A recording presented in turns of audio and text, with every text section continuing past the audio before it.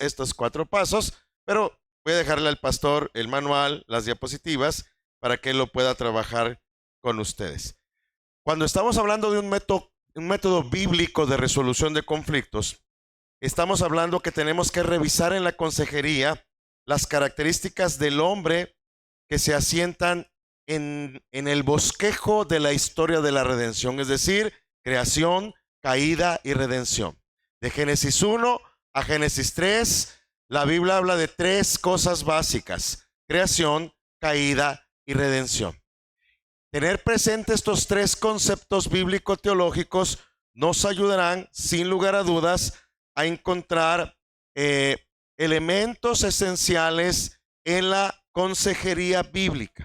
De ahí que es importante entender el origen del hombre, la vicerregencia del hombre, la naturaleza del hombre, ya sea, que no es el tema en esta noche, si es dicotomía o tricotomía, la imagen de Dios en el hombre, la caída, el pecado, el concepto de libre albedrío, que no lo vamos a tratar hoy también, pero en su momento puedo explicar. Bien, vamos al capítulo número 1. Bueno, todavía no, ¿verdad? Capítulo número 1. La pregunta es, ¿de verdad necesita ayuda la gente? Ese es el planteamiento. ¿De verdad necesita ayuda la gente? Y vamos a ir pasando por estos 3 conceptos: creación, caída y redención. Cuando hablamos de creación, tenemos que tener claras algunas presuposiciones bíblicas. Fuimos creados por Dios para ser, número 1, receptores de la revelación. Cuando Dios nos creó con la necesidad de conocer la verdad, y la verdad, desde el concepto bíblico, siempre viene de afuera, es decir, de Dios. Nosotros no generamos la verdad, sino somos receptores de esta verdad. Somos creados a imagen y semejanza de Dios y podemos recibir esta verdad. Número 2, por lo tanto, somos intérpretes, es decir, no reaccionamos a los hechos, sino a la interpretación de los hechos. Somos receptores de la verdad y por lo tanto somos llamados a ser intérpretes de esta verdad. Nosotros no reaccionamos a los hechos, sino los interpretamos. E inciso C, por lo tanto, el llamado de Dios en la creación es que nosotros le demos la gloria a Él a través de la adoración. Es esencial que nosotros adoremos a Dios porque fuimos diseñados por Dios para ser adoradores. Si esto queda claro, esta presuposición es clara, la siguiente tiene que ver con la caída. Aquí vamos a ver varias cosas. En el momento de la caída, por primera vez en la historia de la humanidad, se escucha una voz diferente a la de Dios, un consejo diferente. La serpiente se presenta ante Eva con una voz diferente. La voz que escuchaba el hombre, Adán y Eva, en el huerto del Edén, es la voz de Dios. En el momento en que la serpiente entra en el escenario, en ese momento hay una voz diferente a la de Dios. Conocemos el relato. Viene la serpiente y le dice a Eva: con que Dios ha dicho que no puedes comer de ningún árbol del huerto. Claro, Adán había hecho su trabajo en la mañana, había tenido su devocional con su señora, y Eva contesta correctamente: no podemos comer de todos los árboles del huerto, pero si comemos de este, ciertamente moriremos, del árbol de la ciencia del bien y el mal. Y entonces Satanás hace lo que hace hoy. Esto es importante. Satanás es un ser creado, no ha cambiado su método y está bien claro en la Biblia. ¿Qué hace Satanás? Cuestionar quién es Dios, cómo es Dios y qué está haciendo Dios. ¿Quién es Dios? Dios es rey, controla, gobierna y decide.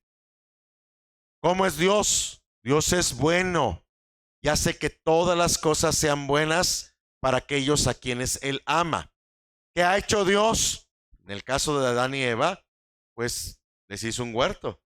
Los puso como regentes o vicerregentes de la creación para que toda la creación le dé la gloria y la honra al Señor. ¿Qué hace Satanás?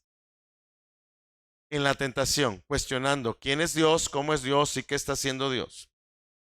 Satanás le dice a Eva, es que Dios sabe que el día que tú comas de este árbol, serás como Dios. Es decir, podrás decidir, podrás controlar, podrás ser rey. Y suena atractivo.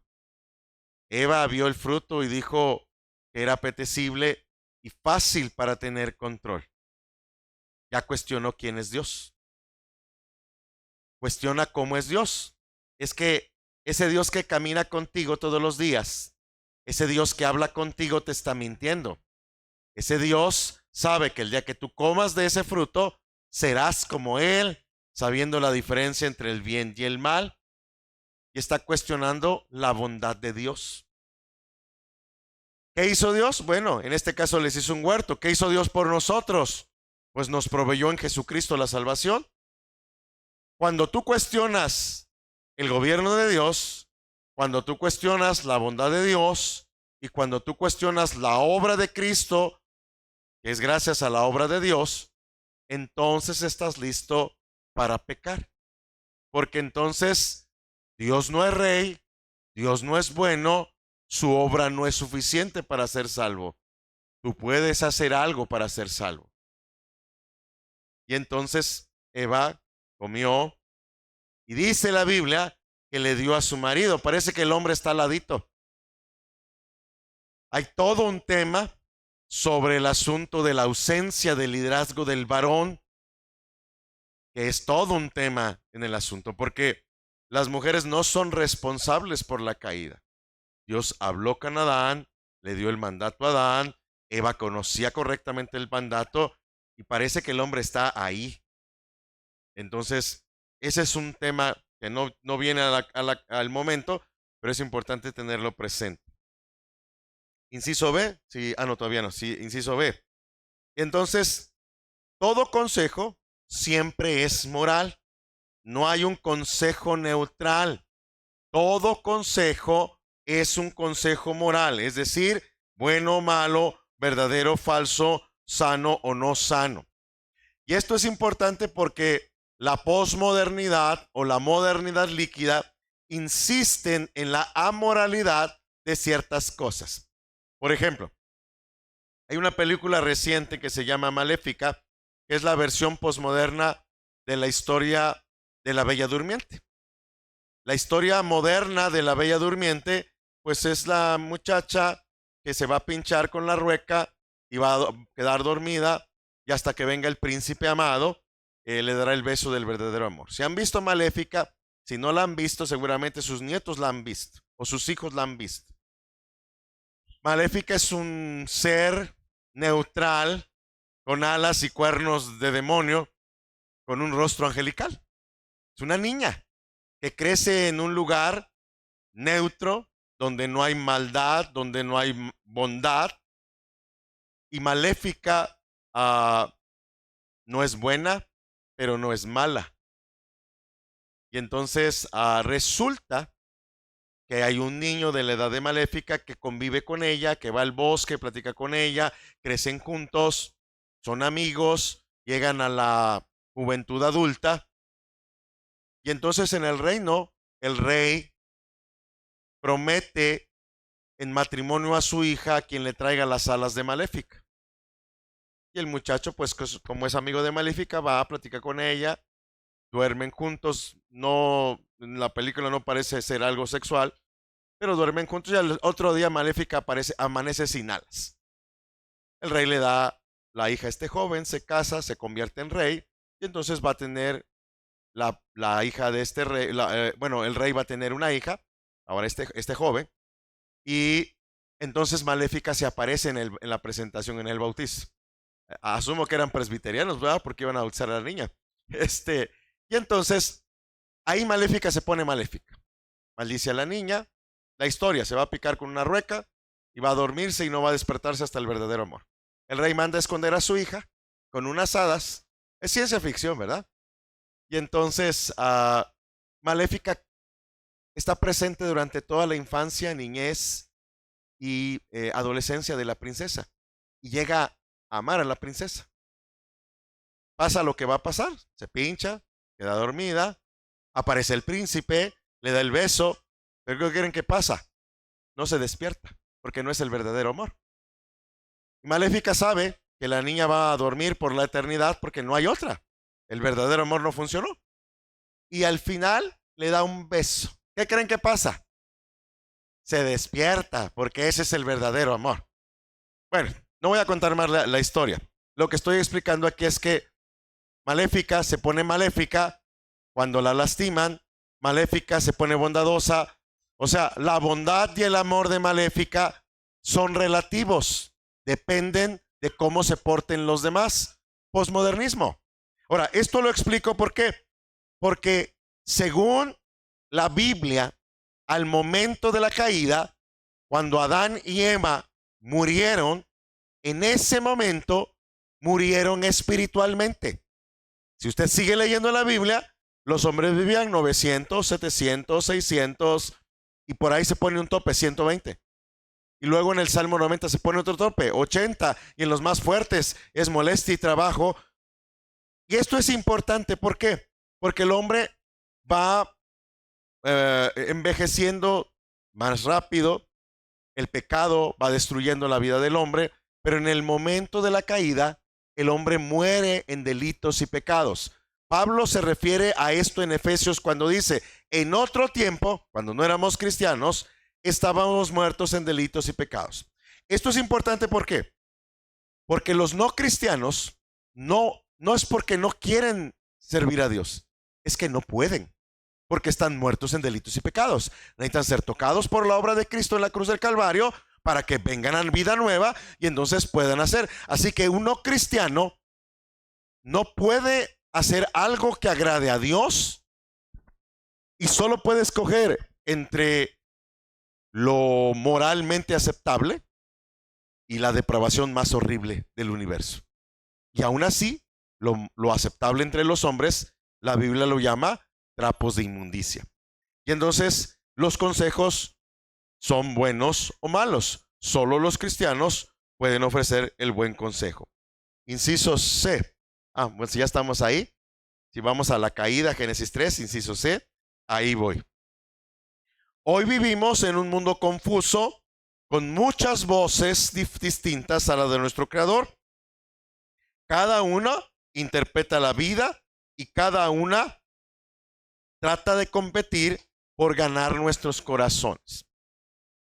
Por ejemplo, ¿se acuerda de las novelas hace, no sé, 20 años, 25 años? La novela eran las mismas historias, ¿verdad? La muchacha buena, pobre, que durante 180 capítulos es oprimida por una malvada en la novela. Y al final, esa muchacha buena se vuelve rica, se casa con el amor de su vida y es exitoso y viven felices para siempre. ¿Cómo son las novelas o las series de hoy? La buena no se deja. Y la buena tiene relaciones sexuales con todos en la novela y al final se casa con el amor de su vida. Es tan perruchita como la mala de la novela. ¿Se dan cuenta? Posmodernidad. Porque están compitiendo. Hay una película para niños bastante viejita porque mis hijos que son jóvenes eran niños. Hay una película, pero la pueden buscar en las plataformas, que hoy todo el mundo tiene plataformas digitales. Se llama Espantatiburones. Un tiburón que no come peces. El papá del tiburón es un gángster. Y todos los tiburones, pues saben que el patrón tiene un hijo rarito. Ese hijo rarito es un tiburón que no come peces. ¿Qué le están enseñando a los niños desde hace 20 años? Pues que hay que tolerar a aquellos que son diferentes. Es una preferencia. Él no quiere comerlos. Pero la Biblia esas cosas las llama pecado. Es importante entender que a través de la caída, el hombre está muerto en delitos y pecados. Inciso D, ahí voy. Necesitamos las escrituras para penetrar la confusión y darle sentido a la vida. Es importante el retorno a la escritura para que el consejo sea un consejo bíblico que pueda sanar el corazón. Entonces, pasamos a la siguiente diapositiva. Entramos al concepto de la redención. Hebreos capítulo 3, versículos 12 y 13, nos muestra nuestra necesidad de la consejería aún para los cristianos. Note la progresión: la maldad, la incredulidad, el apartarse, el endurecimiento. Inciso B, el verso 13 muestra la causa: el engaño y la ceguera espiritual. Aún los cristianos necesitan consejería bíblica. De hecho, el 85% de la consejería bíblica se le da a cristianos. No porque los cristianos, ser cristiano no implica que te haces perfecto. Ser cristiano implica que entras en un proceso de santidad que requiere precisamente un proceso. La diapositiva que sigue, inciso C. Así que la labor de dar consejo ocurre en el contexto de la comunidad de los creyentes. Efesios 4, 11 al 16, 25, 29. A fin de perfeccionar a los santos para el ministerio, para que hagan la obra del Señor. Así que todos podemos aconsejar, todos estamos llamados a aconsejar, teniendo presente estos tres conceptos. Dios nos creó, hemos caído, pero hemos sido redimidos por la obra de Cristo en la cruz del Calvario. Dale un clic adelante. Inciso D. Así que son necesarias dos cualidades para aconsejar. Inciso A.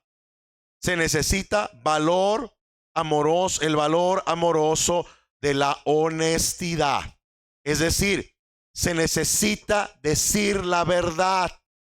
En México tenemos un dicho: la verdad no peca, pero incomoda. Es decir, tiene que ser dicha con honor, con respeto y con cuidado. El que tengas la razón no te autoriza a decirlo de manera dura, sin miramientos, dolorosa. No se vale. Se necesita el valor amoroso de la honestidad. Se tiene que decir, pero tiene que ser dicho con amor, con honor y con respeto. El que, por ejemplo, para las damas presentes, las damas tienen un don que la Biblia llama discernimiento. Las damas tienen la capacidad, porque usan ambos los lóbulo frontal derecho y izquierdo, tienen la capacidad para hacer muchas cosas al mismo tiempo. Una mujer puede estar haciendo la comida aquí, ayudando con el niño en la tarea y al pendiente de cómo va la novela. Un hombre no puede hacer eso. Un hombre o está viendo el fútbol o te está haciendo caso. Así cuando tu esposo está viendo el fútbol y le estás hablando y te dice sí, no te está haciendo caso porque está viendo el fútbol. Entonces, cuando una mujer está enojada, porque no nos pusimos de acuerdo, ¿verdad, muchachos? ¿Qué contestan las mujeres cuando están enojadas? ¿No me pasa nada? Pero eso es mentira. Sí les está pasando algo. Y los hombres que escuchamos que nos dicen que nada, hay hombres que dicen, bueno, pues no le pasa nada. Y se enojan más. Bueno, pues dime qué te pasa. ¿Y qué contestan? No me pasa nada. ¿Se da cuenta? Ahora, para las mujeres, ¿qué deberías de decirle a tu marido? Le debes de ver a los ojos y decirle, estoy molesta contigo y no lo quiero hablar en este momento. Si tú le dices a tu marido eso, pues uno entiende. Ay, qué miedo, ¿verdad? Pero uno entiende, claro que entiende. Ahora, mujeres, si él está viendo el fútbol y es como yo, que le gritas al televisor, corran porque por eso les pagamos. Porque no les pagamos a nosotros en particular, ¿verdad? Pero uno le grita al televisor. Y está viendo el televisor. Si tu mujer te está hablando, hombres, voltee a ver a su mujer, véala a los ojos directamente y dile, mi amor, faltan 25 minutos para que termine el partido. Y en 25 minutos tendrás toda mi atención. Y te volteas. Y ellas también lo van a entender. El asunto es que se necesita valor amoroso. Necesitas decir la verdad con honor, con respeto y con cuidado. La otra cosa que se necesita Es la humildad para infundir, confianza en los demás para acercarse a mí. Esto es importante. Es algo que le puede pasar. La gente no cristiana a tu alrededor se acerca contigo y te dice, oye, ¿tú qué vas a la iglesia? Y te cuentan de bote pronto un problema que no te lo esperes. Si te pasa eso, hay que trabajar con la confianza. ¿Por qué? Porque cuando una persona viene y me platica un conflicto, no me está dando permiso para que yo lo vaya y cuente con alguien más. Porque cuando lo cuento con alguien más sin permiso de la persona se llama chisme y murmuración. No debo de platicarlo. Debo de generar confianza. Cuando la gente viene a consejería bíblica, está esperando el consejo de Dios y está esperando que yo no lo cuente. Por ejemplo, hay pastores, no el pastor presente, no su servidor, pero por ahí hay pastores que vienes y le cuentas algo y luego lo suelta a medio sermón. Y tú que se lo contaste sabes que el pastor está hablando de ti. Y eso también se llama chisme y murmuración. Eso no se hace. Y entonces es importante estos dos valores, son bien importantes. Valor amoroso de la honestidad, es decir, hay que decir la verdad con amor, pero tenemos que recordar que se necesita humildad para infundir confianza. Parte del proceso, hermanos, es que aunque usted no atienda consejería de manera profesional, como lo hace la esposa del pastor, que ella es psicóloga profesional, tengas una oficina donde lo haces, los cristianos estamos llamados a aconsejar al mundo. Y tal vez no tengamos una oficina, y tal vez lo hacemos en la sala de nuestra casa, pero tenemos que hacerlo con estos valores. Tenemos que decir la verdad que está en la Biblia, con amor, con respeto y con cuidado, pero tenemos que reconocer que la confianza que la gente nos tiene que ser tomada con humildad para que ellos sepan que cuando nos cuentan algo, nosotros vamos a ser discretos. Vamos a orar por ellos y con ellos y vamos a tratar de ayudarlos. Ahora, aquí es importante que reconozcamos nuestras limitaciones, porque a veces lo que nos están contando puede sonar a como eso se sale de mi liga y lo refiero al pastor o lo refiero a su esposa o lo refiero a un hermano que tiene más experiencia y que ha aprendido. De ahí la idea de enseñar en la iglesia para que vayan progresivamente graduando, no solo con certificados de MINS, sino creciendo en su madurez espiritual, porque esperamos que los cristianos hagan esto. Dale un clic adelante. El siguiente recuadro está en el libro de texto, que es algo que usted va a poder revisar después, que son estos recuadritos que se ven ahí, que son un resumen de la lección y que ayudan a personalizarla. Por ejemplo, el concepto, la necesidad de dar consejo de afuera es resultado del simple hecho de que somos humanos. ¿Cómo lo personalizamos? Yo necesito recibir la verdad que venga de afuera, es decir, de Dios, para darle sentido a mi vida. ¿Cómo relacionos con otros? Necesito aprender a ser instrumento de cambio de parte de Dios para otros. Eso lo voy a dejar para que usted lo pueda repasar. Dale un clic adelante. Pero hay unas preguntas de reflexión que debemos de revisar. Ahora, antes de eso, definamos consejería. ¿Qué es consejería bíblica? Traer la palabra de Dios a un individuo en su situación para que éste entienda a Dios, a sí mismo, su situación y pueda responder a sus circunstancias de maneras bíblicas. Repito, consejería bíblica. Traer la palabra de Dios a un individuo en su situación para que éste entienda a Dios, a sí mismo, su situación y pueda responder a sus circunstancias de manera bíblica. Es decir, cuando nosotros no somos psicólogos, no somos psiquiatras, nosotros somos consejeros bíblicos y necesitamos presentar la palabra de Dios. Suena obvio que necesitas leer tu Biblia, ¿verdad? Asiduamente, pues para poder aconsejar con la Biblia. Suena obvio que hay que escuchar los sermones y tomar notas, suena obvio que hay que tomar cursos que nos ayuden a crecer, pero necesitamos presentar la verdad de Dios de manera clara y persuasiva. Ese es nuestro trabajo. ¿Cuál es el trabajo de Dios? Cambiar a las personas. Nosotros como cristianos no cambiamos personas. Es Dios quien cambia a las personas. Así que la consejería es traer la palabra de Dios a la persona en su situación. ¿Para qué? Para que éste entienda a Dios. Porque a veces el pleito en medio de un problema lo tenemos con Dios. ¿Por qué me pasa a mí? ¿Por qué no le pasa a él?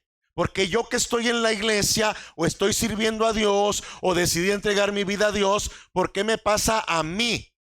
Y hay que ayudar a las personas con esto. Que se entienda a sí mismo, que entienda su situación y entonces responda a sus circunstancias. Ahora, aquí es importante definir circunstancias. ¿Qué son las circunstancias? Todo lo que los demás hacen, dicen, piensan y actúan. Es decir, todo lo que no puedo controlar. ¿Qué no puedo controlar? El tráfico, el aumento de precios. Bueno, a veces no podemos controlar ni a nuestra mujer o a nuestro marido o a nuestros hijos o a nuestros hermanos o a nuestros vecinos. Es decir, todo lo que los demás hacen, dicen, piensan o actúan son circunstancias. ¿Qué puedo controlar? Pues yo puedo controlar lo que yo digo, lo que yo hago, cómo actúo. Yo puedo controlar estas cosas porque tienen que ver conmigo.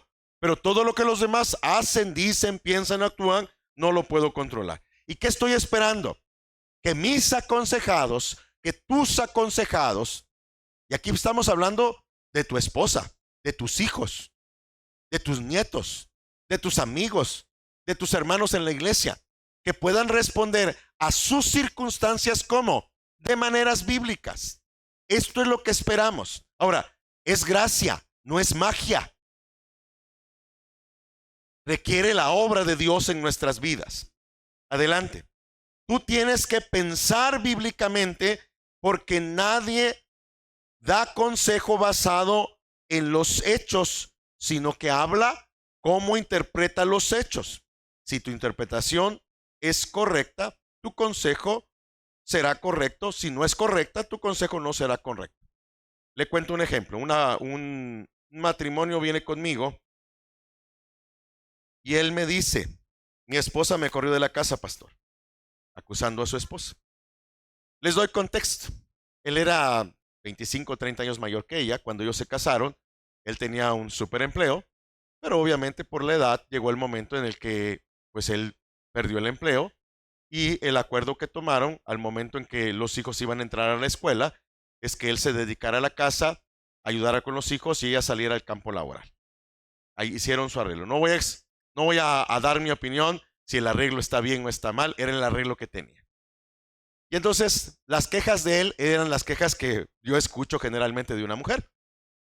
No me hace caso, no se come y se levanta sin dar las gracias. Parece que yo estoy aquí solo para servirla. Las cosas que ustedes han escuchado, pero al revés. Era raro escucharlo al revés. No me toca, está siempre cansada, yo me arreglo, las cosas que te escuchamos al revés. Y ellos tenían una diferencia por un par de asuntos y habían discutido fuertemente. Y él aseguraba que ella lo había corrido de la casa.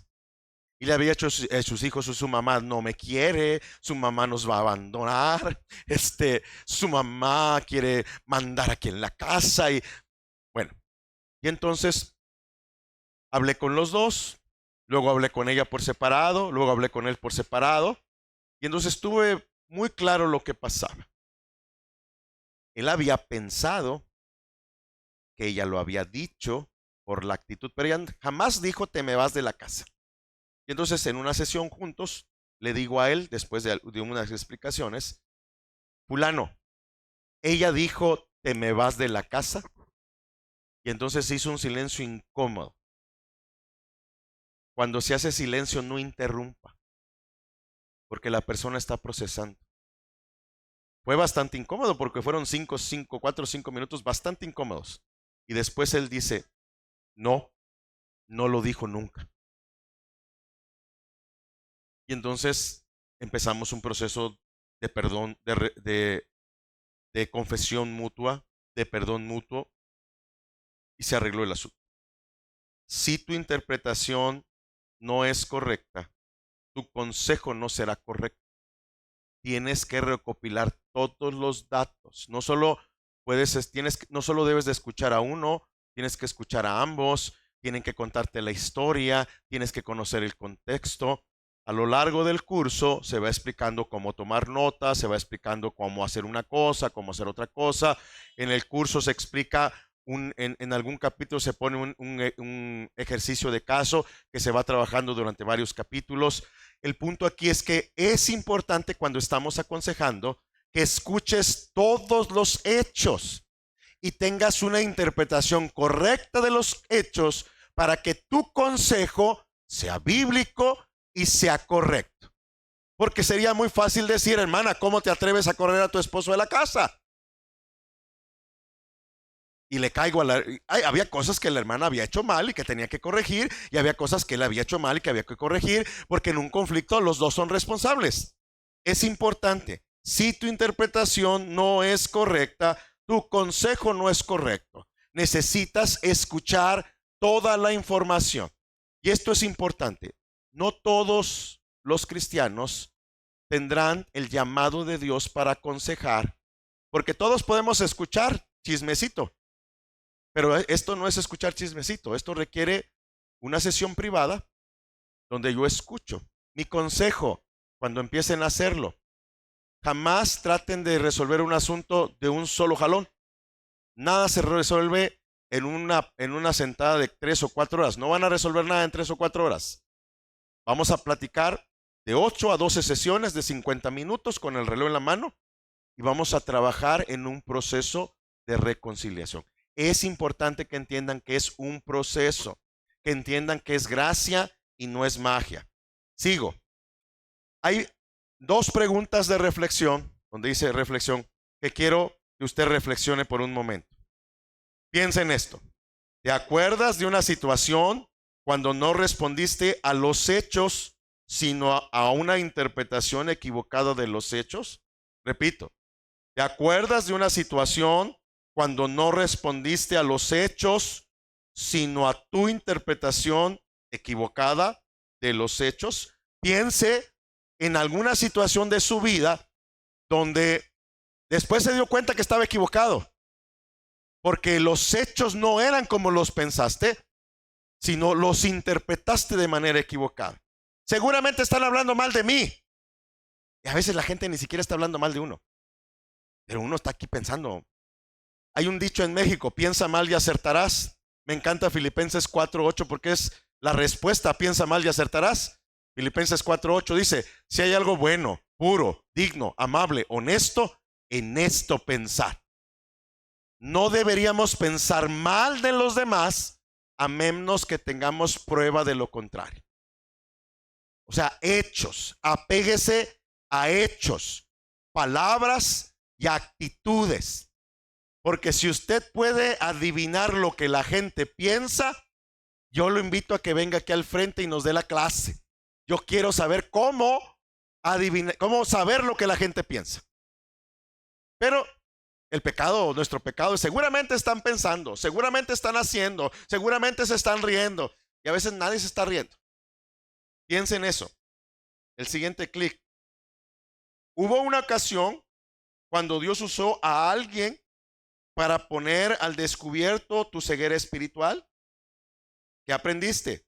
¿Qué hizo la persona acerca de tu experiencia positiva o negativa? Le cuento. Yo soy contador de profesión. Esto tiene muchos años. Yo trabajaba en una empresa que se llama Distribuidora Conasupo del Sureste, una empresa de gobierno mexicano, que era una barrotera básicamente, de gobierno, para que sea claro. Y yo estaba a cargo de un almacén. Y de esta estatura, hoy estoy gordito, pero era flaquito, algún día fui flaquito. pero de esta estatura me quedé desde los 15. O sea, yo mido 1,63 y con zapatos 1,64, 65, si me estiro tantito. Ahí me quedé. Soy chaparrito. Pero dicen que la esencia no viene en garrafón para los altos. ¿Ok? Pero, y yo tenía a mi cargo un hombre de 1,85, 1,90, que parecía un ropero, un refrigerador de esos de doble puerto, un hombrezote que tenía unas manos como racimos de plátano, un hombrezote. De hecho, en el almacén llegaban al refrigerador y el hombre levantaba los refres con la mano. ¿Dónde pongo esto, don Esaú? Y un día le digo, muéveme eso. Y me contestan, no lo voy a mover. Y yo le digo, hijo de María Morales, en este lugar mando yo, y si manda mal vuelvo a mandar. Y le recordé todas las malas palabras que me sabía. Y de pronto me quedo callado. Voy a mi iglesia y hablo con mi pastor. Le digo, pastor, ¿qué pasó, Esaú? Pues es que en el trabajo me pasó esto y esto. Le dije a este hombre que lo moviera, no lo movió y me salió el demonio, pastor. Me salió los reyes. Y el pastor empezó a trabajar con mi corazón, explicó algunas cosas, me puso a orar y yo estaba orando, Señor, que no diga más palabras, Señor, que no diga más palabras. 2, 3 semanas se da una situación similar. Por favor, muéveme esto. No lo voy a mover. No le dije una mala palabra, pero me inflé como un sapo. ¿Ya han visto cómo se infla un sapo? Ahí voy otra vez con mi pastor. Pastor, ¿qué pasó? ¿Volviste a decir malas palabras? No, pastor, no dije malas palabras. Gloria a Dios. No, pastor, me inflé como un sapo. Tenía un coraje porque no le pude decir nada. No lo dije, pero lo pensé todo. Y ahí voy con mi pastor y entonces empezamos a trabajar con mis pensamientos. Hicimos trabajo de consejería. Estaba fácil. Muéveme esto. No lo voy a mover. Ven para acá. Te voy a meter unos tacos. Comimos unos tacos. Le digo, ven, vamos a recursos humanos. Le digo a los recursos humanos, oye, te pido por favor que reubiques a esta persona. Platica con él a ver dónde quiere trabajar, que esté contento, que esté a gusto. Yo voy a firmar su transferencia sin ningún problema. No hay un problema laboral. Solo necesita él trabajar donde él quiera trabajar. Me dice, no, don Esaú, yo no quiero trabajar en ningún lado. Yo estoy contento con usted. Ah, bueno, entonces lo vas a mover. Sí, lo voy a mover, don Esaú. Estaba fácil. Sin malas palabras, sin que me inflara como un sapo. Pero tuve que aprender, con la ayuda de mi pastor, que me aconsejó que esa batalla espiritual, que esa ceguera espiritual requería trabajo bíblico. Entonces, eso es algo con lo que tenemos que trabajar una y otra vez y necesitamos ponernos en foco. Dale un clic adelante. Así que el objetivo de la consejería es el corazón.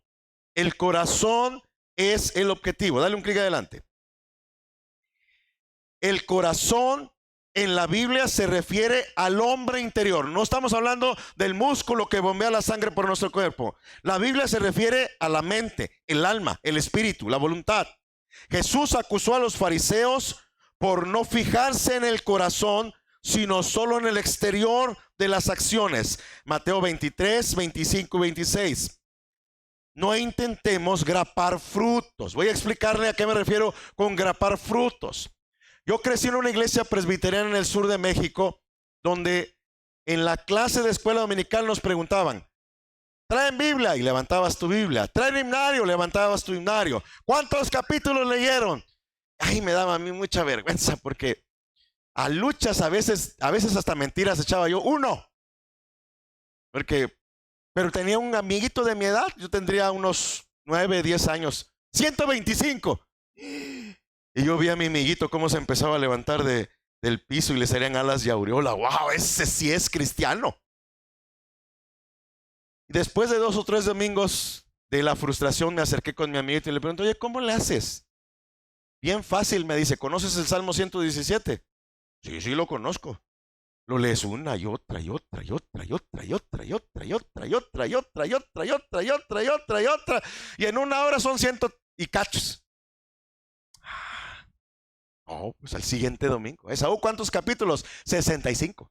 Siguiente domingo, 135. Siguiente domingo, 225. Ya me querían de pastor en la iglesia. Estoy grapando un fruto. Estoy poniendo algo que no es genuino. Porque el fruto tiene que salir genuino. Una planta primero da la flor y luego da el fruto. Amén. Entonces, no grape el fruto. No mienta. El fruto tiene que ser el producto de un proceso de salud. Dale un clic adelante. Así que el corazón, número 1. La pregunta importante es, ¿qué es lo que gobierna tu corazón? Porque donde está tu tesoro, ahí está tu corazón. 2. El principio de la influencia inevitable. Ezequiel 14, 1 al 5. Todo aquello que gobierne el corazón ejercerá una influencia inevitable sobre la vida y el comportamiento de la persona. Hay un pasaje bíblico con la historia de un hombre que acepta un trabajo. Ese trabajo implica trabajar para el imperio, lo que implica que la gente, que tus coterráneos te consideran traidor a la patria. El trabajo implica que también no solo serás traidor a la patria, sino hereje. La gente, tendrás que quitarle a la gente sus pertenencias y sus bienes más preciados porque tienen que cubrir la cuota de impuestos del imperio. Zaqueo. Zaqueo decidió aceptar un trabajo que lo hacía impopular con todo el mundo. Zaqueo tenía un trabajo donde todos murmuraban a sus espaldas, donde le consideraban hereje, traidor a la patria e hijo del imperio. Pero era muy bien pagado. Zaqueo dice en la Biblia que era jefe de cobradores de impuestos de una región. Es decir, tenía tropas a su disposición. Zaqueo no sé si la expresión es igual en México que en Colombia. En México explicamos, se cobró a lo chino. Es decir, si la hermana me debe y el pastor me da un dinero para la hermana y la hermana me debe, pues sí me cobró a lo chino. Hermana, le mandó el pastor, pero le moché lo que me debía. Por derecha, ok. En México se cobró a lo chino, ok. Y entonces, o por la derecha, ok. Porque el pastor no me dijo que descontara mi deuda, me dijo que le diera su ofrenda. ¿Se dan cuenta? Zaqueo se podía cobrar por la derecha. Él podía hacer lo que quisiera. Zaqueo amaba el dinero más que cualquier otra cosa, porque entonces no le importaba lo que la gente pensara.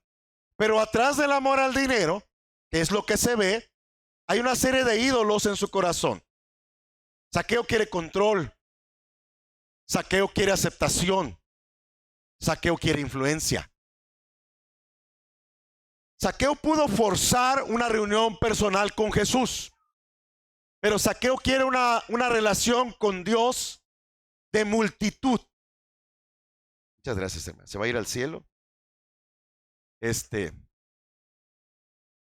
Por ejemplo, ¿han visto esas megas iglesias? Hay aquí megas iglesias, ¿verdad? Tú llegas a una mega iglesia y nadie se da cuenta que llegaste. Hay gente que quiere eso. Yo quiero llegar, cantar, adorar, brincar un rato, una ofrendita, pero el pastor no me puede decir nada porque no sabe ni quién soy yo. No me visita, no está al pendiente de mí. En una iglesia más pequeña, todos nos conocemos y el pastor sabe cuando no llegaste y te llama o te visita o qué pasó con la hermana que no llegó hoy. Zaqueo quiere una relación de multitud, a la distancia. Se sube a un árbol sicómoro y cuando Jesús va pasando, Jesús le hace un llamado a Zaqueo. Ahora es importante aquí porque yo creo que nosotros, ¿cómo hubiéramos llamado a Zaqueo? Que baje ese chaparro, codicioso, ladrón. Claro. ¿Cómo dicen los chaparros aquí en Colombia? Chaparros, ok. ¿Qué va a hacer chaparro, ladrón? Pero vean qué hace Jesús. Zaqueo desciende porque hoy voy a tu casa, porque la gracia ha llegado a tu casa. ¿Qué hace Jesús? Jesús nunca hace mención del amor al dinero que tiene Zaqueo. Jesús le dice, hoy ha llegado la salvación a tu casa. Y porque Jesús está derribando no el amor al dinero, que es lo que todos vemos. Jesús está derribando el ídolo del control. Zaqueo ya no necesita controlar nada, porque ahora Jesús lo va a controlar en su lugar. Zaqueo ya no necesita la aceptación de las personas y comprarlas con el dinero. ¿Por qué? Porque el Rey de Reyes y el Señor de Señores lo ha aceptado como su hijo. Y entonces Zaqueo responde más allá de la ley. Zaqueo hace dos propuestas. Si he defraudado a alguien, se lo voy a entregar 4 veces. ¿Se ha leído el Levítico? El Levítico explica que si tú le robas a alguien y te caen en la maroma,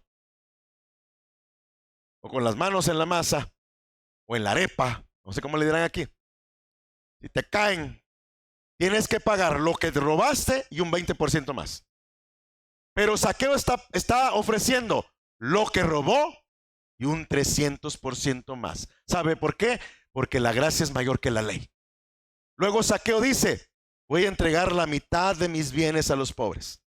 La Biblia dice que entregues el 10% de tus ingresos, no la mitad. La mitad es mucho más, porque la gracia es más que la ley.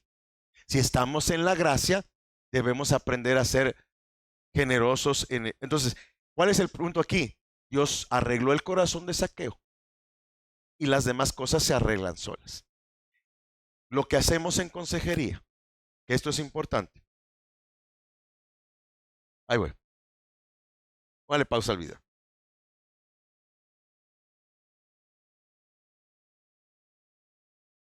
Lo que hacemos en consejería como cristianos es presentar lo que la Biblia dice acerca de la situación de la persona. No es decirle lo que yo creo que debe de hacer. Que esto es importante porque somos re buenos para decirle a los demás lo que deben de hacer. ¿No le ha pasado que estás leyendo la Biblia y lees el texto y dices, oh, esto está re bueno para mi mujer? Mira, mujer, ven, te voy a leer la Biblia. O estás leyendo la Biblia y dices, oh, esto lo debía leer mi suegra. Oh, esto lo deben de leer mis hijos. Pero nada nos apunta a nosotros. ¿Se dan cuenta?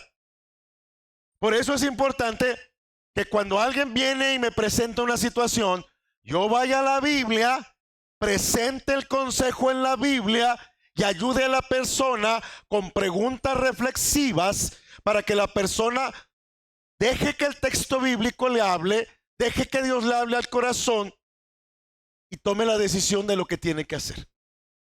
¿Sí me entiende? Porque en 15 minutos yo le puedo arreglar su vida si me la cuenta.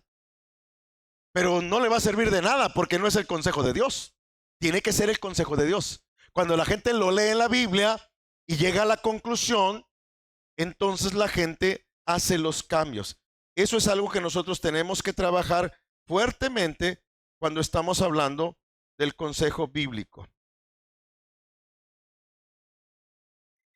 Dale un clic adelante. Y entonces ya hablamos un poco del ídolo, de los ídolos del corazón. Un ídolo del corazón es cualquier cosa que gobierna mi corazón aparte de Dios. Perdón, aquí estoy teniendo problemas con mi iPad. Ok, ahí parece que está. Muy bien. Un gran intercambio, que esto es importante, cuando estamos derribando ídolos. Es la gloria de Dios versus la gloria temporal de las cosas. Es la verdad de Dios versus la propia mentira que Satanás nos ofrece. Es la adoración a Dios o la adoración a lo creado. Es importante que derribemos los ídolos. Hay un buen libro que no les podría ofrecer porque no lo tengo, pero es un libro que podrían comprar por Amazon.com que se llama Dioses Falsos. El autor se llama Tim Keller o Timoteo Keller. Fantástico libro sobre los ídolos del corazón que yo recomendaría mucho que si pueden leerlo, lean. Dale un clic adelante. Sigamos hablando del corazón. Dioses falsos de Tim Keller. Tu tesoro controlará tu corazón y por ende tu conducta. Esto es importante. Por ejemplo, en Monterrey, bueno, estamos hoy aquí porque está jugando Tolima, ¿verdad? Entonces dicen que se pone la bulla muy loca en la iglesia. Y sí, ya hoy vi que está muy cerca la iglesia del estadio. Lo bueno de eso es que se dan cuenta cuando meten gol, ¿verdad? Porque ya vamos 1-0, ¿verdad?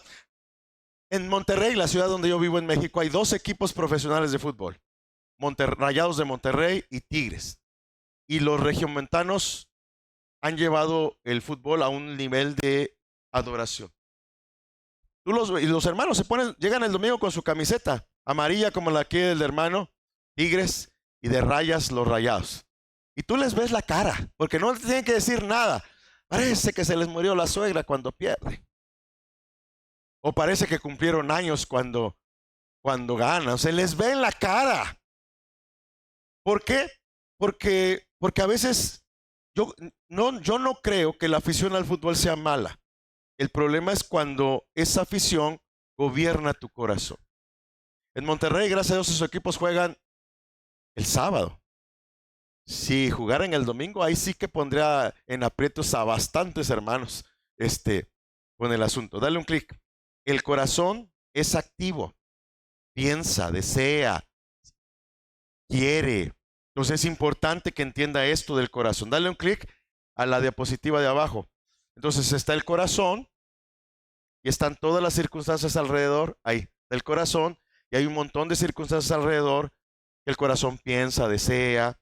Eso es importante. Ahora sí, dale un clic adelante.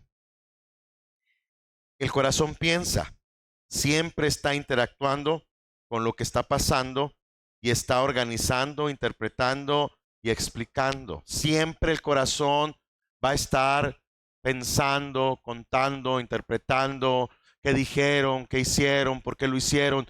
Estamos hablando del corazón del hombre. Inciso B. El corazón tiene motivos, es decir, desea, quiere, anhela, teme, tiene propósitos.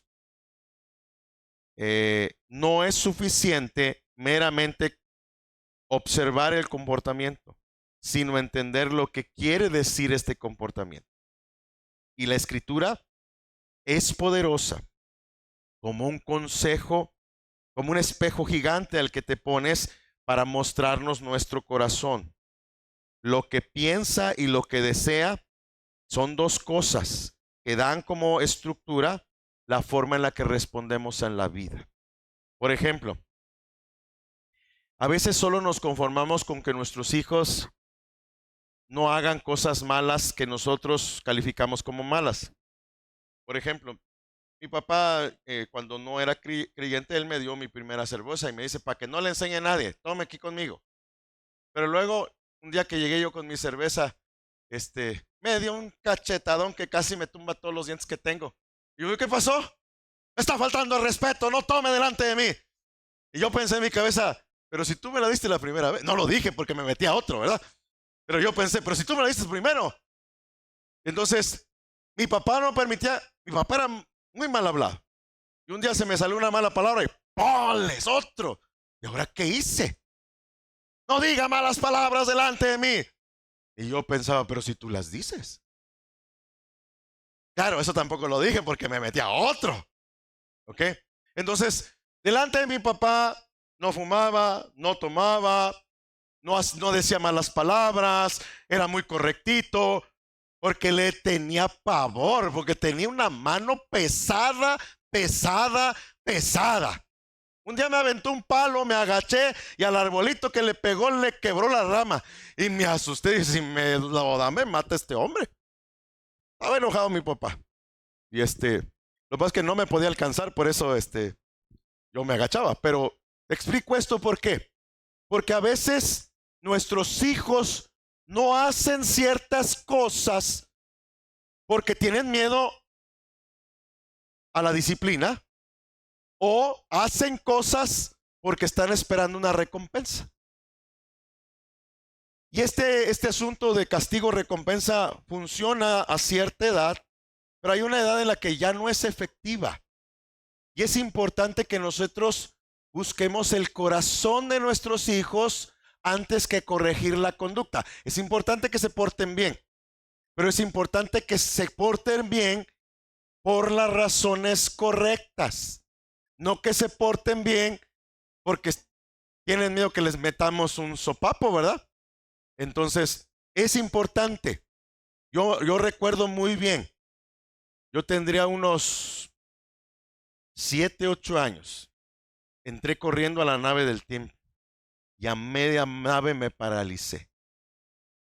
Aquí se sentía la mirada de mi papá. Volteé con incredulidad, ¿verdad?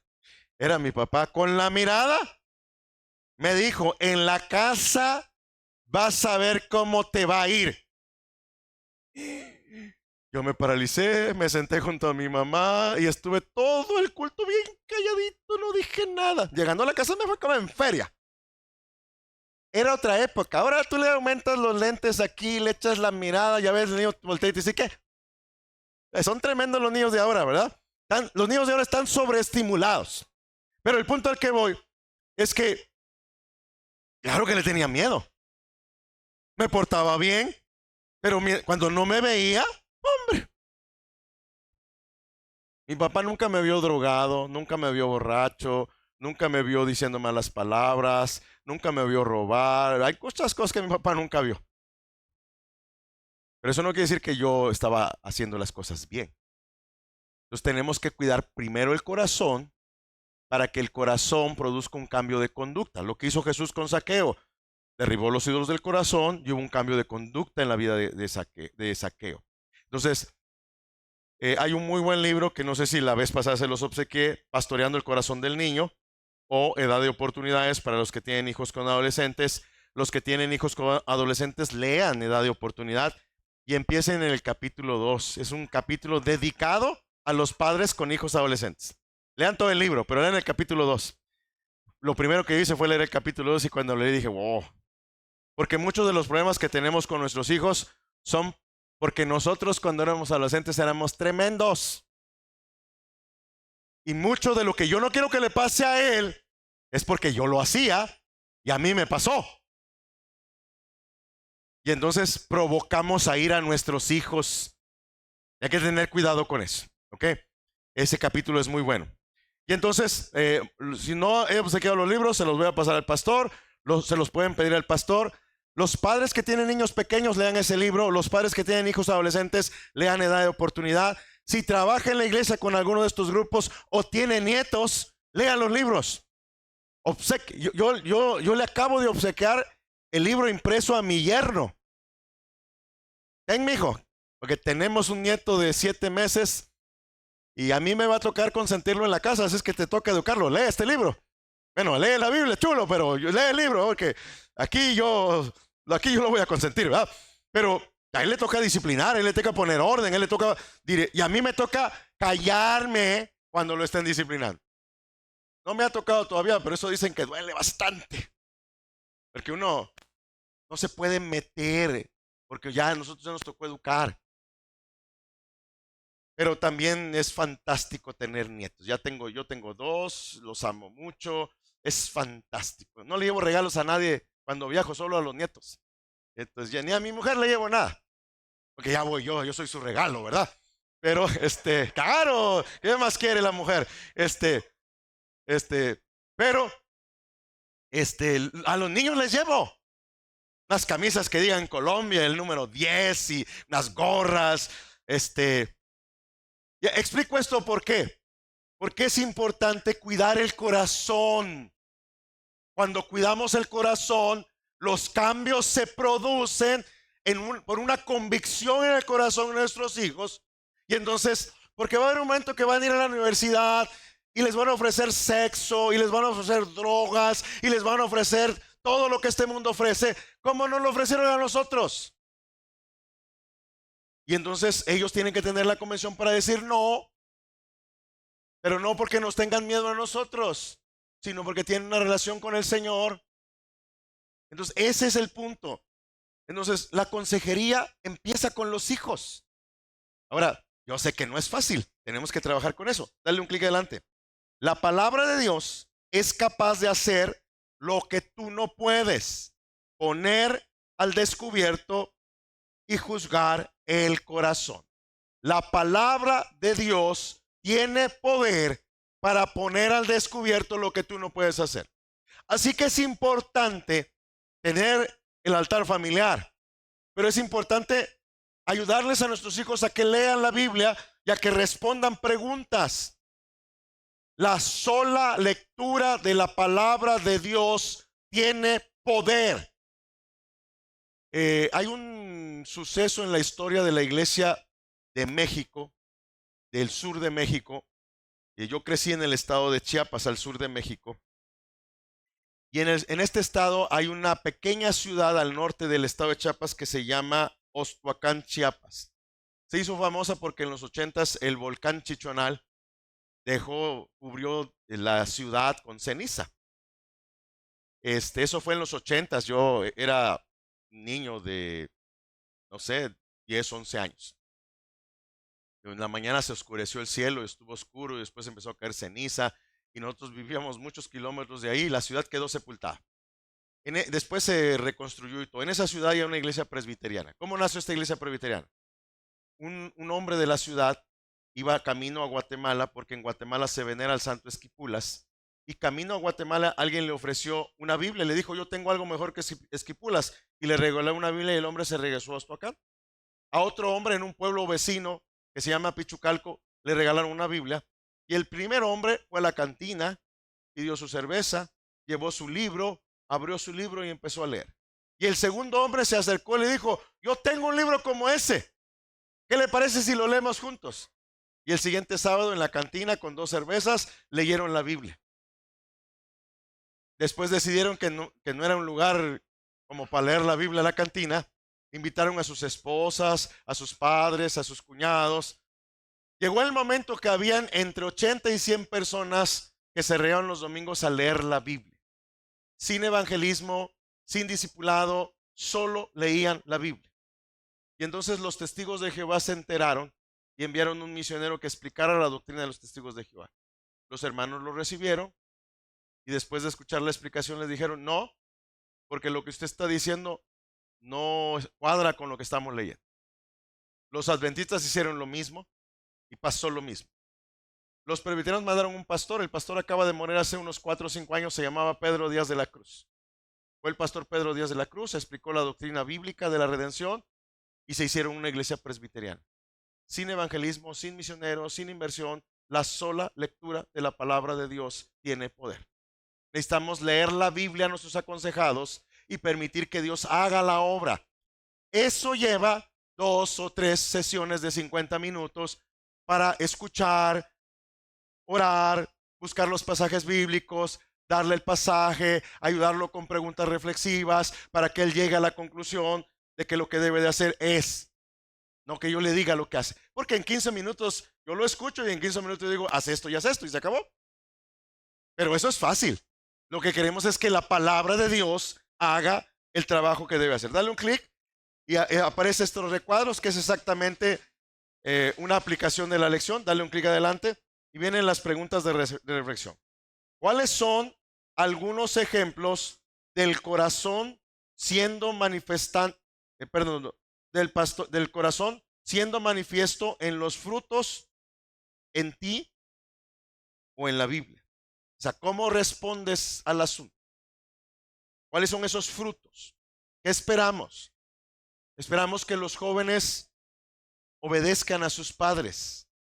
Esperamos que los varones amen a sus esposas como Cristo amó a la iglesia. Esperamos que las mujeres honren a sus maridos. Frutos. Estos frutos tienen que ser de manera natural. Si un hombre le dice a su mujer, tienes que estar sujeta a mí porque la Biblia dice que debe estar sujeta, no hay mujer que va a estar sujeta a eso porque es un macho. Y el machismo no es bíblico. La Biblia habla de masculinidad bíblica que tiene que ver con el ejercicio de la autoridad, como Cristo ejerce la autoridad. Piensa en Cristo y su iglesia. ¿Cuántas veces te has levantado el domingo en la mañana? ¿A qué hora es el culto, pastor? 10 de la mañana. ¿A cuándo se ha levantado el domingo? No, ¿cuántos se ha levantado? No, levante la mano. ¿Cuántos se ha levantado el domingo en la mañana? Ay, hoy no quiero ir a la iglesia. Un día le digo yo a mi mamá, mamá, oye mami, ¿puedo no ir a la iglesia el domingo? Ay, ¿por qué no quiere ir a la iglesia el domingo? Pues no tengo ganas. Ah, bueno. Entonces, ¿puedo no ir? No, tiene que ir, pero va a ir sin ganas. Y Dios lo va a ver que usted va sin ganas. Mamá no se puede negociar, ¿verdad?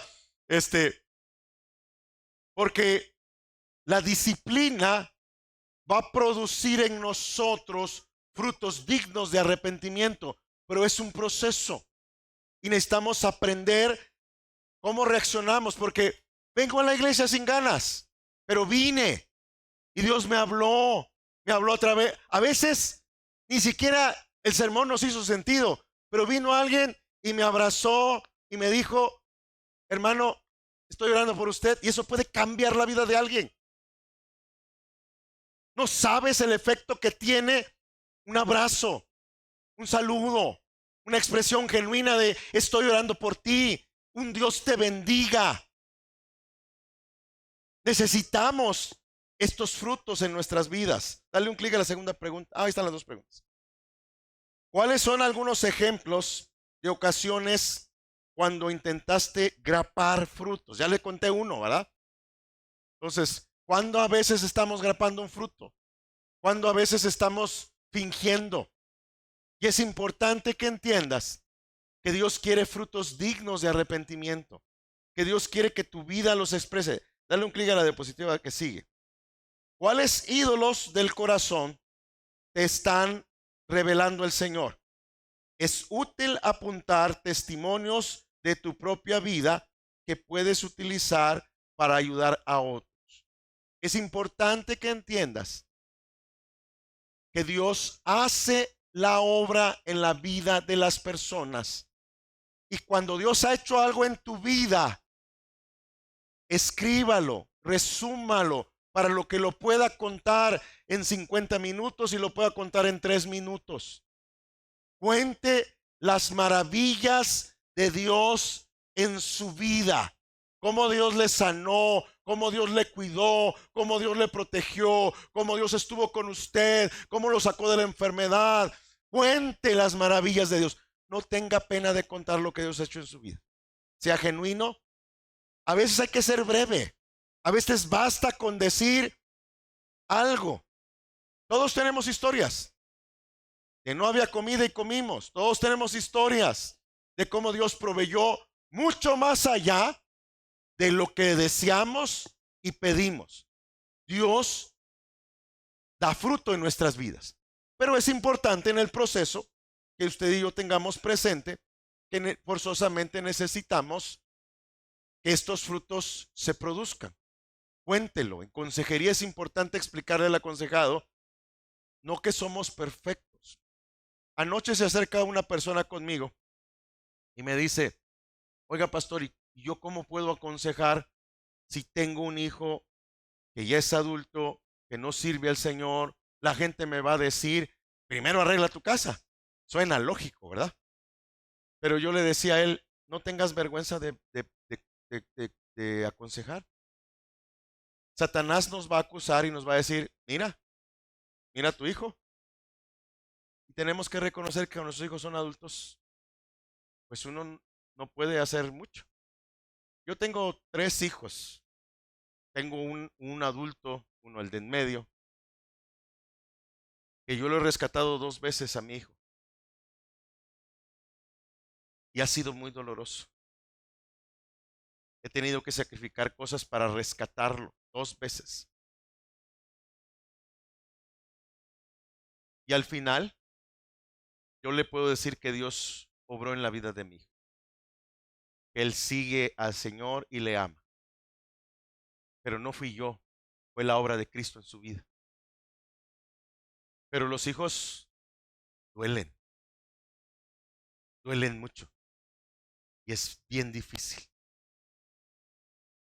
Le cuento una de lo más light que le podré contar. Este niño siempre fue tremendo. Entró a preescolar y se moqueteó 3. Y el primer día que fui a recogerlo de preescolar recibí quejas. Entonces estaba acostumbrado a recibir quejas. Cada vez que hay que entregar materias, calificaciones, usted es el papá de fulanito. Y yo ya sabía, sí, yo soy el papá de fulanito. Y me daban quejas, ¿verdad?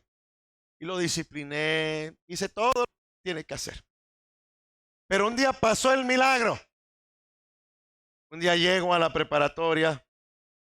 Usted es el papá de fulanito de tal. Yo respiré profundo y le digo, sí, yo soy. Quiero felicitarlo porque participa en la clase, hace las tareas. Le digo, espérame tantito. Chequen las listas si es fulanito de tal. Reyes Soto, por favor, chéquelo. Y revisa la lista. Sí, fulanito Reyes Soto. Y yo, oh, a ver, cuénteme más. Se siente bien lindo que te feliciten. Costó como 18 o 19 años para recibir una felicitación. Pero Dios es fiel. Dios es fiel. Para aquellos padres que están batallando con uno, no importa la edad que tenga el hijo, Dios es fiel. Ore. Cuando se le puede meter las nalgadas, se le mete las nalgadas. Cuando se le puede quitar la tele, se le quita la tele. Cuando se le puede quitar el celular, se le quita el celular. Cuando ya se le puede quitar algo, oras, doblas tus rodillas, le pides a Dios y das una batalla espiritual. Hasta el último día de tu vida. Con la esperanza de que Dios cumplirá la promesa. Ore. Dios hace la obra. Pero no es fácil. No es fácil siendo pastor. No es fácil siendo consejero. No es fácil plantando iglesias. Hágalo. No pierda sus hijos. Ore. Dios tiene poder. Bien. Creo que hemos terminado lecciones 1 y 2. ¿Qué les parece si tenemos un tiempo de preguntas y respuestas de lo que hemos escuchado hoy? Ya tenemos como una hora, un pasadito de una hora, ¿no? Entonces, hora y 20 minutos. Muy bien, entonces ya me pasé el tiempo. Venga, preguntas, dudas. Este es el momento. Las siguientes lecciones ya abordan el método. Amar, conocer, hablar, que hay que revisarlo después y el pastor les va a ayudar con el proceso. Preguntas. Exacto. Dudas, comentarios. Sí, hermana.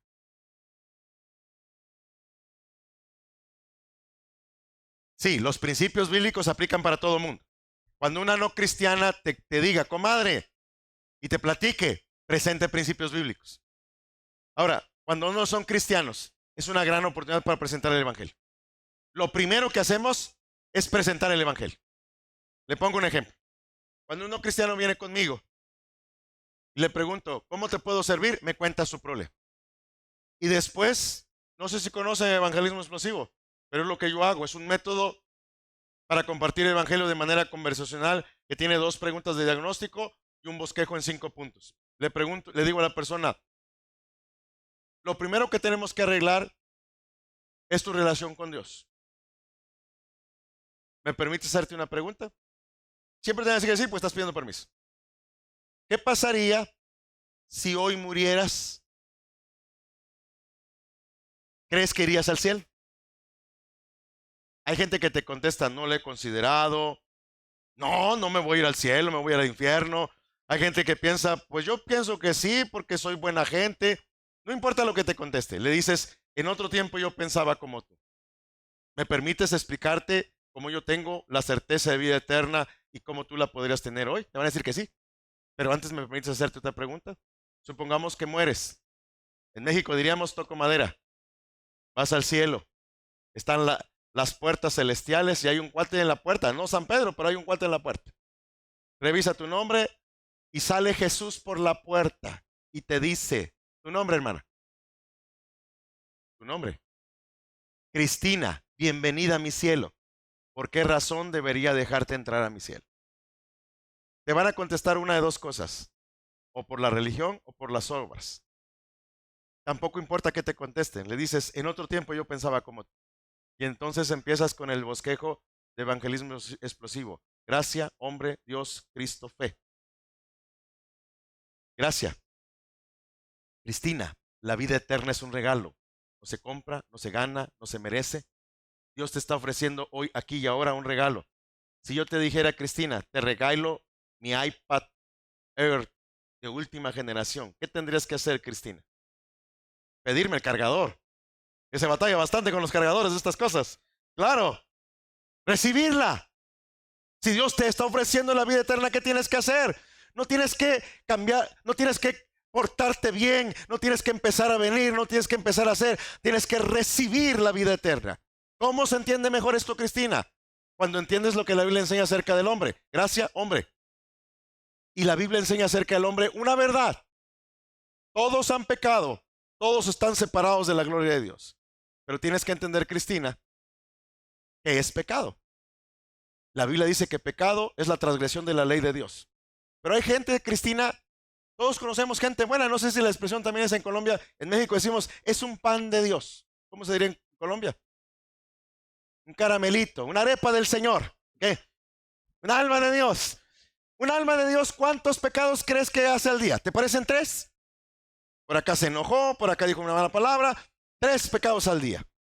3 por 30. 90 pecados. 90 por 12. Vamos a cerrarlo en 1000. ¿Cuántos años te gustaría vivir, Cristina? Dame un número. No, años de vida. 80. Si son 1000 por año, son 80,000. Imagínate que te presentas al tribunal de Cristo y le dices, Señor, tú deberías dejarme entrar a tu cielo porque solo cometí 80,000 pecados. Imagínate que te presentas así con el juez y le dices, solo tengo 80,000 multas de tránsito. Me las debería de perdonar. ¿Te las debería de perdonar? Nada, ningún gobierno funcionaría así. Y entonces, si entiendes que el pecado nos separa de Dios, tienes que entender que basta con un pecado. Gracia, hombre, Dios. Pero también, para que entiendas mejor esto, tienes que entender lo que la Biblia enseña acerca de Dios.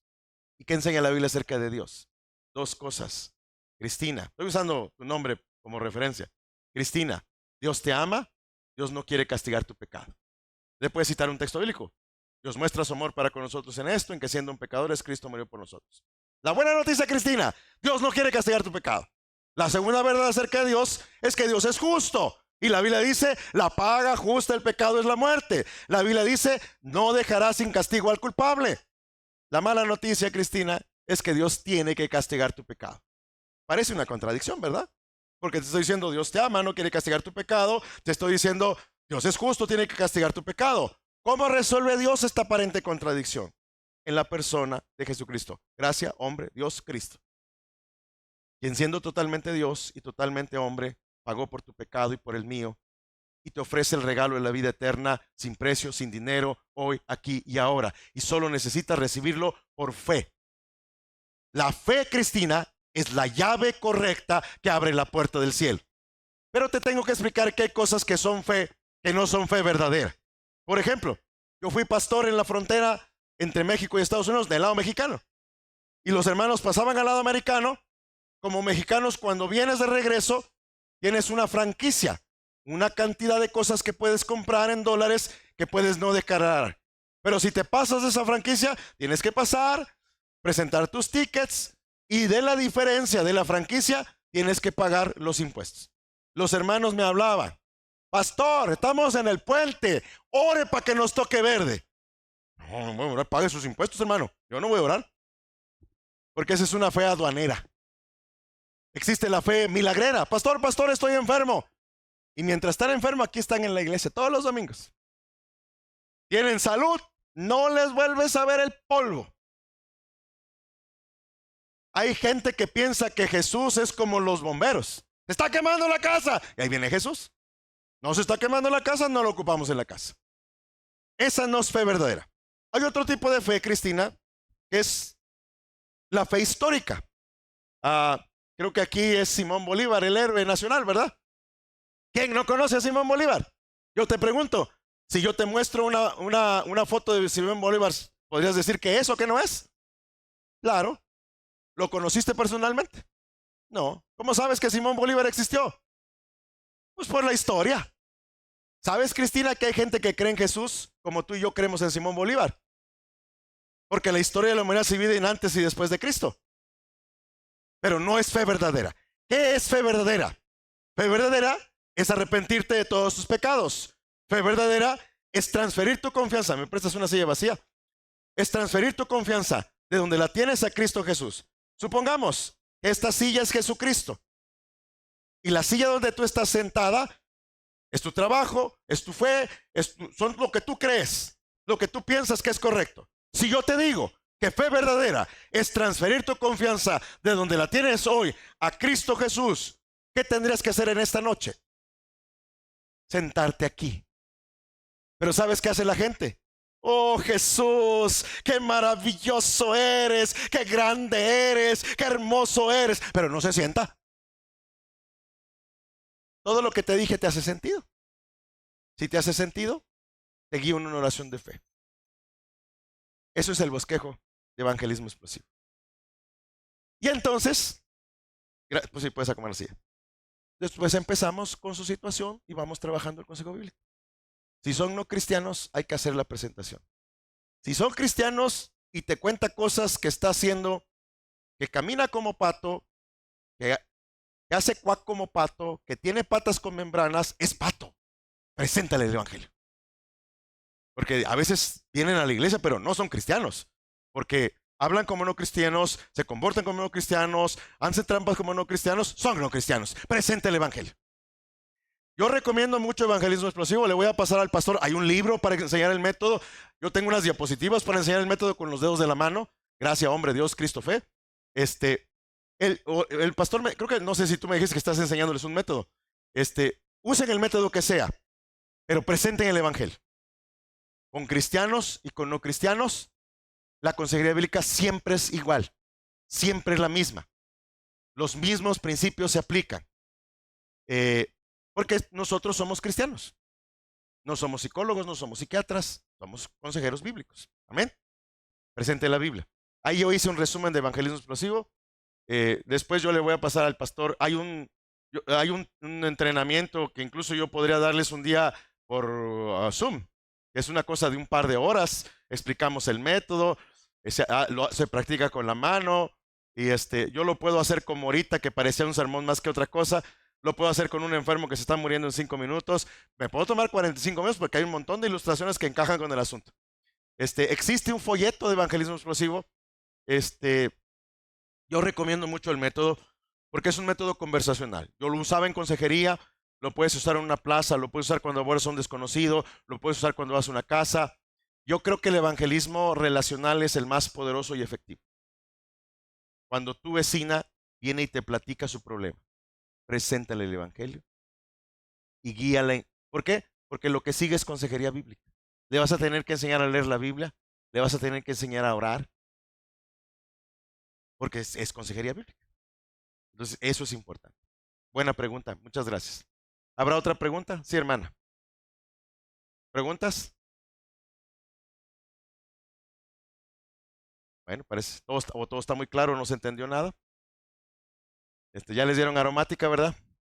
Entonces ya vi que les dieron. No sabía que era aromática, yo pensé que era una bebida rara y resulta que es un té. Sí, pero yo pensé que era otra cosa. Muy bien. ¿Dudas, preguntas? ¿Todo está bien? Bueno, si todo está claro, vamos a ponernos de pie y vamos a darle gracias al Señor por la conferencia de esta noche. Gracias, Padre Celestial, por esta noche, esta segunda noche en Ibagué. Gracias por la iglesia del pastor Juan Manuel, su esposa, sus hijos. Gracias por los hermanos aquí presentes, por los invitados, por los amigos. Esta es solo una introducción al curso Métodos del Cambio Bíblico.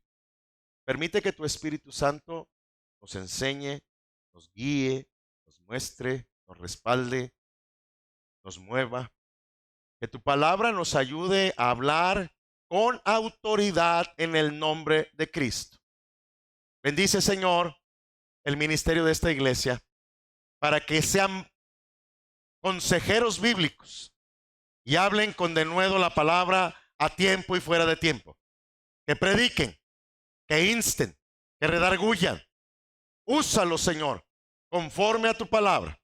Que tu Espíritu Santo poderosamente hable a través de ellos y que ellos lo hagan con valentía. No importa la edad, se necesita valentía. Dale, Señor, amor valeroso para decir la verdad con amor, con respeto y con cuidado. Dales el amor y la humildad para infundir confianza en aquellos que necesitan del consejo bíblico. Gracias, Padre, por lo que has hecho en esta noche. Gracias por este bello lugar, este bello marco en el que hemos podido dar esta conferencia. Y permite, Señor, que atalayes tú entre nosotros y nos permitas regresar el siguiente año a Ibagué para seguir compartiendo tu palabra. Bendice el ministerio de Mintz y bendice, Señor, la vida de esta hermosa iglesia. En el nombre poderoso de Jesús. Amén. Pastor. Amén. Amén.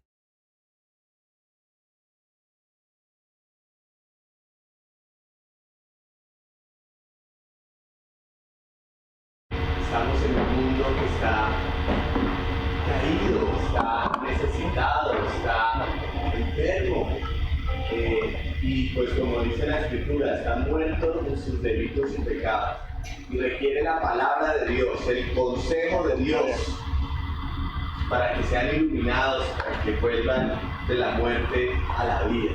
Y es responsabilidad no solamente de los que nos paramos en un púlpito de enseñanza, sino de toda la iglesia. Cuando ayer también estábamos en la conferencia viendo cómo el pastor nos mencionaba, el pastor de Saúl, respecto al corazón, ¿no? A veces nos enfocamos en las circunstancias y en realidad el problema es el corazón, ¿verdad? Y solo la palabra de Dios puede llegar allí, por medio del poder del Espíritu Santo, y cambiar. Un corazón de piedra, un corazón de carne. Entonces, mis hermanos, verdad, los animo a que sigamos estudiando, a conocer al hombre, al ser humano, desde las Escrituras, y que podamos avanzar paso a paso, crecer, hermanos, en el conocimiento de Dios, en el entrenamiento bíblico, para que podamos ejercer este ministerio con idoneidad, con responsabilidad también, porque hablar con las personas implica mucha responsabilidad de decir lo que realmente Dios quiere decirles a las personas. Entonces, Mintz está con las puertas abiertas. Los miércoles nos reunimos en la iglesia a estudiar la palabra. Bueno, tenemos la compañía de varios grupos acá, de la iglesia de nuestro querido pastor Jason, de la iglesia Ivor, también al pastor Jair, bienvenido. Está también nuestro hermano Cristian y Milena, que hacen parte de otra congregación, pero son estudiantes de Mintz. Y ellos han estado entrenándose, han estado estudiando la palabra, y hermanos, verdad que nos anima a que multipliquemos ese mensaje, que digamos y hablemos también del seminario, porque el seminario está haciendo una bendición para la iglesia de Jesucristo, y no solamente aquí en Ibagué, sino también en todo el mundo. Entonces, mis hermanos, muchas gracias. Dios los bendiga, por favor salúdense y dense un abracito ya nocturno, fraterno, hermanos, y los esperamos a los hermanos de Estandarte la Verdad el domingo 9:30 en la escuela dominical y al culto 9:30, y a los demás hermanos que sigamos estudiando en la iglesia. Dios los bendiga. Muchas gracias a Edgar también, a Marta, que nos abrieron las puertas acá en este salón, que la verdad fue muy propicio, dadas las circunstancias nuestras en la cercanía del estadio y en el partido hoy del Deportes Tolima. Entonces, verdad, muchas gracias por su hospitalidad y su generosidad. Dios les bendiga. Muchas gracias, Pastor Saúl. Esperamos dentro de un año. Hace un año viniste, esperamos. Dios los bendiga, mis hermanos.